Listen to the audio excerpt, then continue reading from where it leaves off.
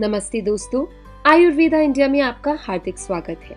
कोई जानकारी को बताने से पहले हम चाहते हैं कि आपने अगर हमारे चैनल आयुर्वेदा इंडिया को सब्सक्राइब नहीं किया है तो प्लीज इसे सब्सक्राइब कर लें, क्योंकि हम इस चैनल के माध्यम से स्वास्थ्य से संबंधित वो सभी जानकारियां आप तक लेकर आते हैं जिन्हें आप उपयोग करके जीवन में स्वस्थ रह सकते हैं।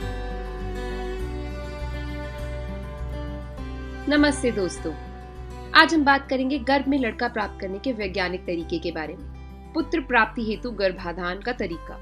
हमारे आयुर्वेद ग्रंथों में पुत्र पुत्री प्राप्ति हेतु दिन रात, शुक्ल पक्ष, कृष्ण पक्ष तथा माहवारी के दिन से 16वें दिन तक का महत्व बताया गया है। धर्म ग्रंथों में भी इस बारे में जानकारी मिलती है।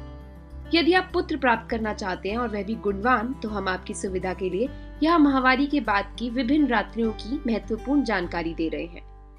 चौथी रात्रि के गर्भ से पैदा पुत्र अल्पायु और दरिद्र होता है। 5वीं रात्रि के गर्भ से जन्मी कन्या भविष्य में सिर्फ लड़की पैदा करेगी। 6वीं रात्रि के गर्भ से मध्यम आयु वाला पुत्र जन्म लेगा। 7वीं रात्रि के गर्भ से पैदा होने वाली कन्या बांझ होगी।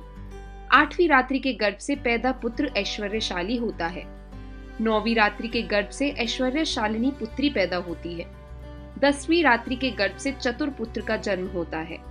11वीं रात्रि के गर्भ से चरित्रहीन पुत्री पैदा होती है। 12वीं रात्रि के गर्भ से पुरुषोत्तम पुत्र जन्म लेता है। 13वीं रात्रि के गर्भ से वर्ण संकर पुत्री जन्म लेती है। 14वीं रात्रि के गर्भ से उत्तम पुत्र का जन्म होता है। 15वीं रात्रि के गर्भ से सौभाग्यवती पुत्री पैदा होती है। 16वीं रात्रि के गर्भ से सर्वगुण संपन्न पुत्र पैदा होता है। व्यास मुनि ने इन्हीं सूत्रों के आधार पर अंबिका, अंबालिका तथा दासी के नियोग किया, जिससे धृतराष्ट्र, पांडु तथा विदुर का जन्म हुआ। महर्षि मनु तथा व्यास मुनि के उपरोक्त सूत्रों की पुष्टि स्वामी दयानंद सरस्वती ने अपनी पुस्तक संस्कार विधि में स्पष्ट रूप से कर दी है। प्राचीन काल के महान चिकित्सक वाग्भट तथा भाव मिश्र ने महर्षि मनु के उपरोक्त कथन की पुष्टि पूर्ण रूप से दी है।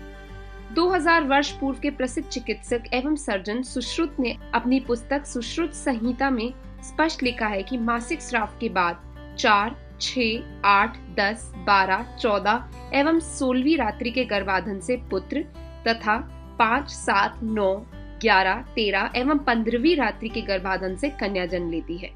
2500 वर्ष पूर्व लिखित चरक संहिता में लिखा हुआ है कि भगवान अत्रि कुमार के कथानुसार स्त्री में रज की सबलता से पुत्री तथा पुरुष में वीर्य की सबलता से पुत्र पैदा होता है।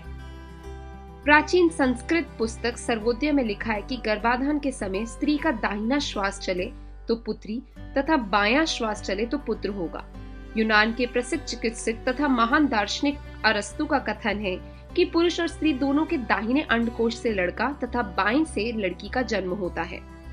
चंद्रावती ऋषि का कथन है कि लड़का लड़की का जन्म गर्भाधान के समय स्त्री पुरुष के दायां बायां श्वास क्रिया, पिंगला तूड़ा नाड़ी, सूर्य स्वर तथा चंद्र स्वर की स्थिति पर निर्भर करता है।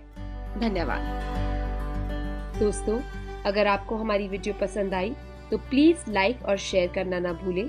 साथ ही साथ सब्सक्राइब जरूर कीजिए, क्योंकि हम इस चैनल के माध्यम से वो सभी जानकारियां आप तक लेकर आते हैं जिन्हें आप उपयोग करके जीवन में स्वस्थ रह सकते हैं।